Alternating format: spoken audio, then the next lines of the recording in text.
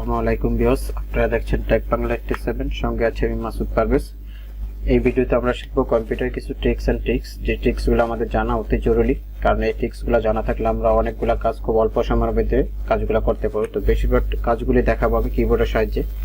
তো প্রথমে যে ট্রিক্সটা দেখাবো সেই ট্রিকটা হচ্ছে আমাদের কম্পিউটার অনেক সময় স্লো হয়ে যায়। তার কারণ হচ্ছে বিভিন্ন ফাইল যখন আমরা ওপেন করি, যখন আমাদের র্যামটা ফুল হয়ে যায় তখন আমাদের কম্পিউটারটা স্লো হয়ে যায়। তো কম্পিউটারটা স্লো হয়ে যাওয়ার মূল কারণ হচ্ছে আমাদের যে র্যামটা বা প্রসেসরটা অধিক পরিমাণ যখন ইউজ হয় তখনই স্লো হয়ে যায়।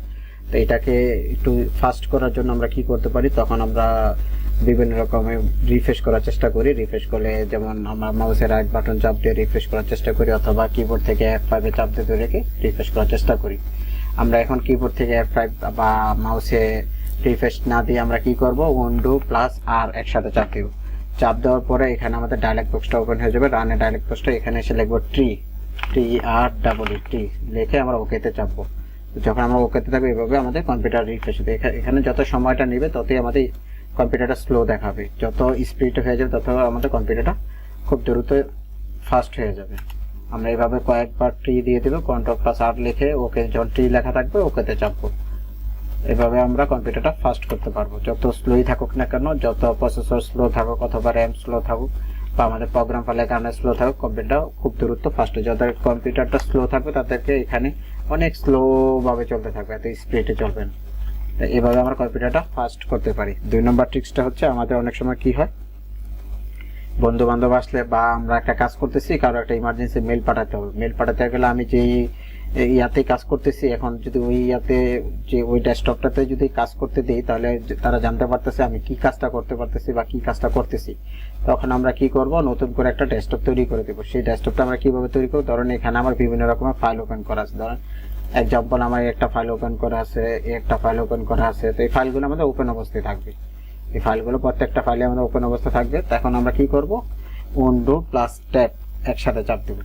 উইন্ডো+ট্যাব যখন একসাথে থাকবে, এখানে আমাদের দেখেন কয়েকটা আমার ডেস্কটপ তৈরি করতে, আমি আরেকটা নতুন করে ডেস্কটপ তৈরি করবো। এখানে প্লাসে চাপ দিয়ে আরেকটা নতুন করে ডেস্কটপ তৈরি করলাম। এখন যখন আমি এই ডেস্কটপে আসি, দেখেন আমার কোনো কিছু ওপেন করা নেই।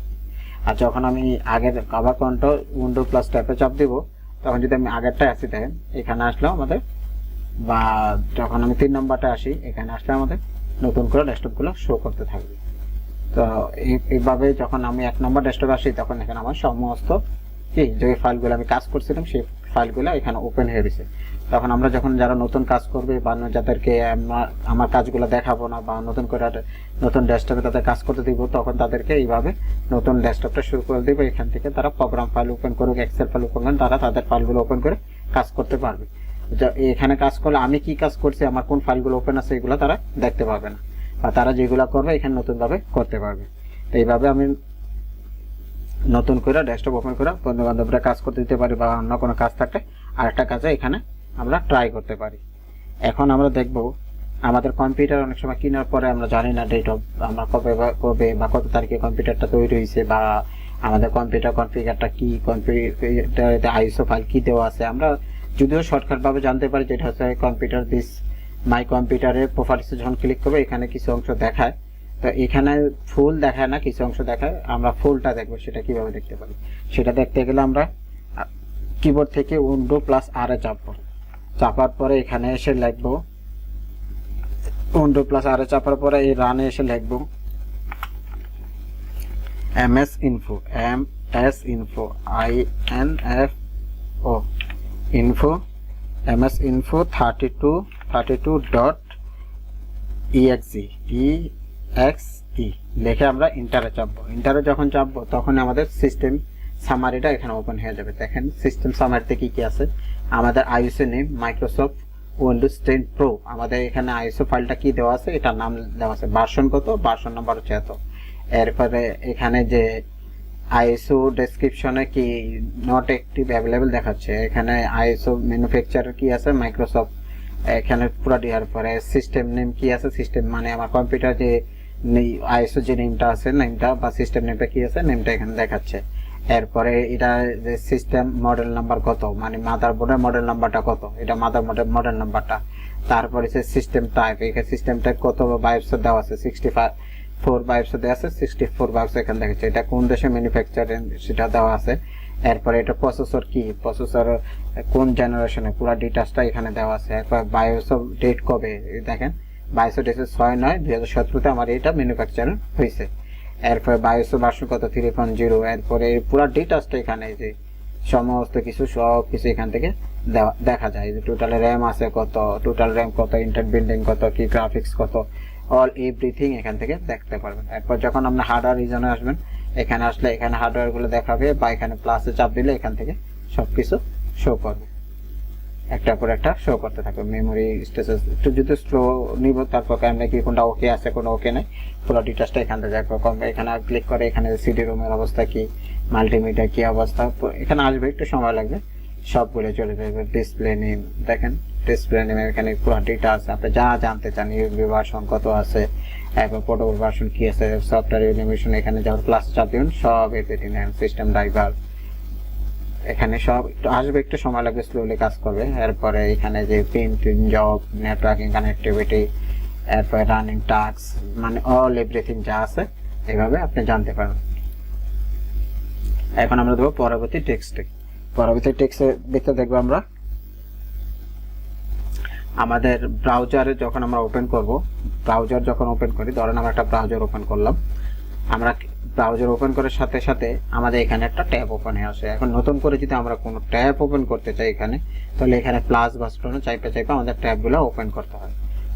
প্লাসে চাইপে আমাদের ট্যাবগুলো ওপেন করতে হয়। আমরা এখানে প্লাসে না চেপে আমরা কিবোর্ডের সাহায্যে এইভাবে ট্যাবগুলো ওপেন করবো। সেটা কিভাবে করব, সেটা করতে হলে আমরা এখানে ধরেন ব্রাউজারটা ওপেন করলাম, ওপেন করার পরে কন্ট্রোল টিতে চাপ দিব। কন্ট্রোল টিতে যখন আমরা চাপ দিব, নতুন করে একটা ট্যাব ওপেন হয়। আবার যখন কন্ট্রোল টিতে চাপ দিব, আর একটা ট্যাব ওপেন হয়ে যাবে। কন্ট্রোল টিতে চাপ দিব, আর একটা ট্যাব, এইভাবে যতগুলো কন্ট্রোল টিতে চাপ দিব ততগুলো ট্যাব অটোমেটিক ওপেন হয়ে যাবে।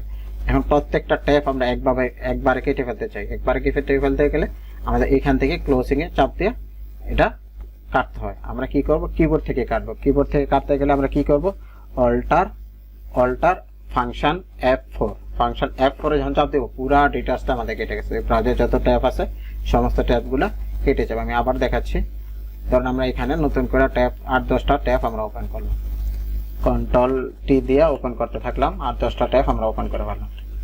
আমরা কিবোর্ডের সাহায্যে অনেকগুলো ট্যাব ওপেন করছি। এখন সবগুলো ট্যাব আমরা একবারে ক্লোজ করে ফেলবো। সেটা করতে গেলে অল্টার F4 এ যখন চাপ দিব, পুরো ব্রাউজারটাই আমাদের ক্লোজ হয়ে যাবে।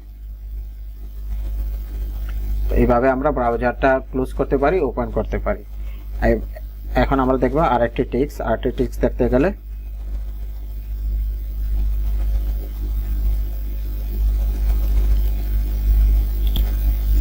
এখন আমরা দেখবো আমাদের অনেক সময় কি বিভিন্ন ফাইল একসাথে ওপেন করে কাজ করতে হয়। যেমন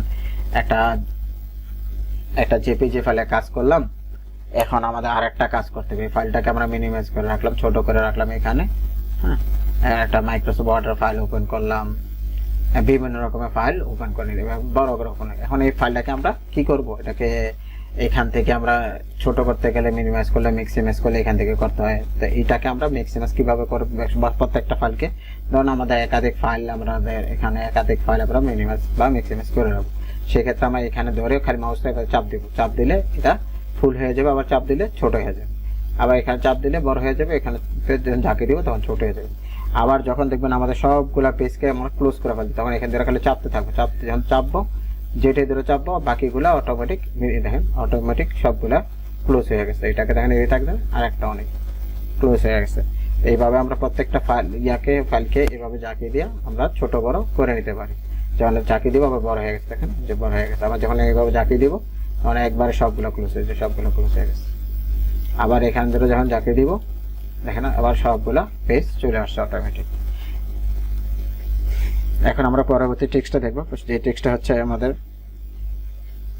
এখন অনেক সময় কি হয়, এক ট্যাব থেকে আরেকটা ট্যাবে দেখবো, তখন আমরা কি করবো, উইন্ডো ট্যাবে একসাথে চাপ দেবো, window plus tab. Window plus ট্যাবে চাপ দিয়ে আমাদের এখানে ডেস্কটপগুলো ওপেন হয়ে যাবে। ডেস্কটপের ফাইলগুলো আমি আগেও দেখেছিলাম।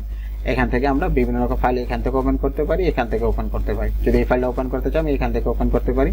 আবার এই ফাইলটা ওপেন করতে চাই আবার উইন্ডো প্লাস ট্যাবে যখন চাপ দিব, আমরা এই ফাইলটাও এখান থেকে ওপেন করে নিতে পারি। এভাবে আমরা আমাদের ফাইলগুলো ওপেন করতে পারি। আবার অনেক সময় কি হয়, আমাদের যে এখন এই ফাইলটাকে আমরা ছোট করে দেবো, তখন উইন্ডো প্লাস ল্যাব বাটন যখন চাপ দিব, এখন লেফট সাইডে ফাইলটা ছোট হয়ে আসবে, এই সাইডে ফাইলগুলো আমরা দেখা যাবো। আবার এই ফাইলটাকে যখন আমরা উইন্ডো প্লাস ডাউন বাটনে চাপ দিব, দেখেন ডাউন বাটন চাপ দিলে মিনিমাইজ হয়ে যাবে। আবার উইন্ডো প্লাস আপ বাটন চাপ দেবো, ওই ফাইলটা ওপেন হয়ে বড় হয়ে যাবে। আবার উইন্ডো প্লাস রাইট বাটন চাপ দিব, এই ফাইলটা ছোট এই পাশে ডান পাশে চলে আসবে। আবার লেফট বাটন যখন চাপ দিব, এই ফাইলটা ছোট হয়ে লেফট পাশে চলে আসবে, এখানে বিভিন্ন রকম ফাইলগুলো শো করবে। তো এইগুলো এভাবে আমরা শো করতে পারি। তো কম্পিউটার এই প্রায় 4-5টা ট্রিক্স আপনাদের দেখালাম। এই ট্রিক্সগুলো যদি আপনারা একটু মনোযোগ দিয়ে শিখলে আপনাদের কাজগুলো যখন করবেন তখন খুব ইজিভাবে করতে পারবেন। আর এই কাজগুলো